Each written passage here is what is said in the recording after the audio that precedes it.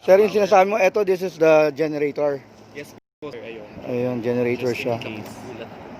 Ang kaya niyang Sige po, i-power. pwede tayo. Kaya niyang i-power Yes po, sir. for how many hours? Hindi ko lang po alam, sir. Verify natin. Oh, yun, sige.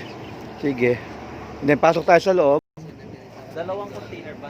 Sure, o isang Isa lang po talaga. 40 feet ba? Yan. So, fingerprint. So, merong fingerprint scanner. So, either fingerprint or ID. Opo. Pero, ayun, thank you daw. So, So, salita. bubukas na yung door. So, how many ang may access dito? Kami po sa PEDRO team, mga 10 po. Oh, okay. Area lang to, di ba? The actual servers are here.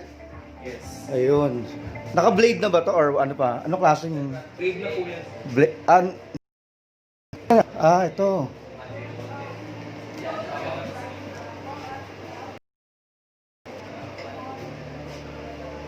Can you explain yung mga equipment na nandito? Ayan po, so meron po tayo mga KVM switch. So basically yung KVM, ito yung over network server na to. Yeah. Tapos, meron ding mga... Okay. Tapos ito yung mga radio frequency equipment na ginagamit para sa pag-decode ng signal na galing sa satellite. And these are just net. Hindi pa.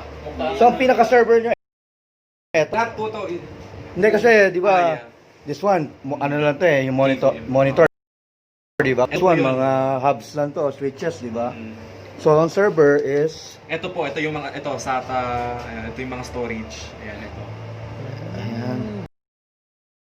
Ito, power supply unit po ito. Power supply ito, di ba? Ito yung server. So, ito yung mga server, mga... okay.